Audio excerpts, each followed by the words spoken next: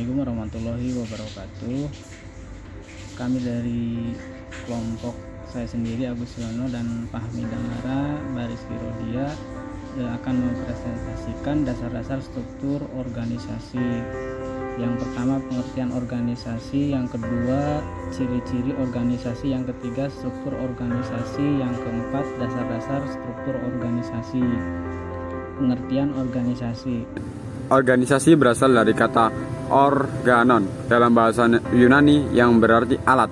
Definisi organisasi telah banyak dikemukakan oleh para ahli baik dari dalam maupun luar negeri. Secara garis besar, pengertian dan definisi organisasi adalah suatu kelompok terdiri atas dua atau lebih orang yang saling bekerja sama untuk mencapai tujuan tertentu secara bersama. Dalam Kamus Besar Bahasa Indonesia, organisasi adalah suatu kesatuan atau susunan yang terdiri atas orang-orang dalam perkumpulan untuk mencapai tujuan bersama.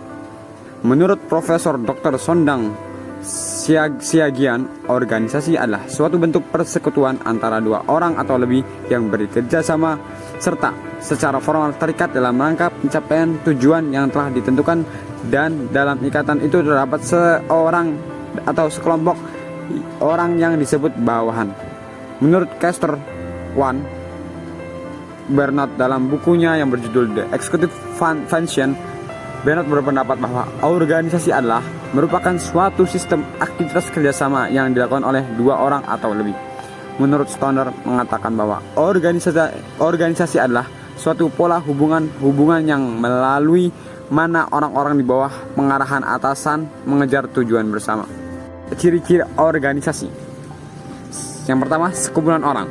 Organisasi harus terdiri dari dua orang atau lebih yang sadar dalam membentuk organisasi, sama dengan terbentuknya suatu kelompok.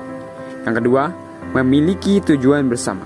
Organisasi harus memiliki tujuan organisasi yang utama yang berusaha diraih oleh tiap-tiap anggota organisasi. Yang ketiga, adanya kerjasama. Tiap anggota organisasi harus bekerja sama dan berkoordinasi sama lain untuk mempermudah dalam mencapai suatu tujuan tertentu. Yang keempat, memiliki aturan. Organisasi formal harus memiliki aturan atau batas-batas tertentu yang harus dipatuhi dan diterapkan pada tiap anggota organisasi. Yang kelima, memiliki pembagian tugas. Organisasi harus memiliki pembagian tugas pada tiap anggota agar bekerja satu sama lain dengan efektif dan efisien sesuai kemampuan yang dimiliki. Selanjutnya, struktur organisasi. Struktur organisasi adalah suatu susunan dan hubungan antara tiap bagian secara posisi yang ada pada perusahaan dalam menjalin kegiatan operasional untuk mencapai tujuan, dan bagaimana pekerjaan dibagi, dikelompokkan, dan dikoordinasi secara formal. Memiliki ciri-ciri. Yang pertama, hubungan antara atasan dan bawahan masih bersifat langsung dengan satu garis wewenang. Yang kedua, jumlah karyawan sedikit. Yang ketiga, pemilik modal merupakan pemimpin tertinggi.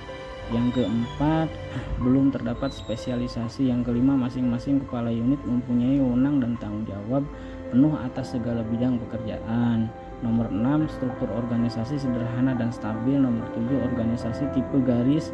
Biasanya organisasi kecil, disiplin, mudah dipelihara dan dipertahankan. Spesialis kerja, yaitu untuk mendeskripsikan sampai tingkat mana tugas dan organisasi dipecah-pecah menjadi pekerjaan-pekerjaan yang terpisah. Nomor 2, spesialis aliansi dasar yang dipakai dalam pengelompokan pekerjaan disebut departementalisasi. Yang ketiga, rentang kendali. Rentang kendali ini penting untuk menentukan banyak tingkatan dan manajer yang harus dimiliki oleh suatu organisasi. Selanjutnya ada nomor 4, yaitu rantai komando. Rantai komando itu merupakan garis tidak terputus dari wewenang yang tertentang dari puncak organisasi ke eselon terbawah dan memperjelas siapa melapor ke siapa. Rantai komando ini dibagi menjadi dua, yaitu wewenang dan kesatuan komando. Wewenang adalah mengacu kepada hak-hak yang inheren dalam posisi manajerial untuk member pemerintah dan mengharapkan pemerintah itu untuk dipatuhi.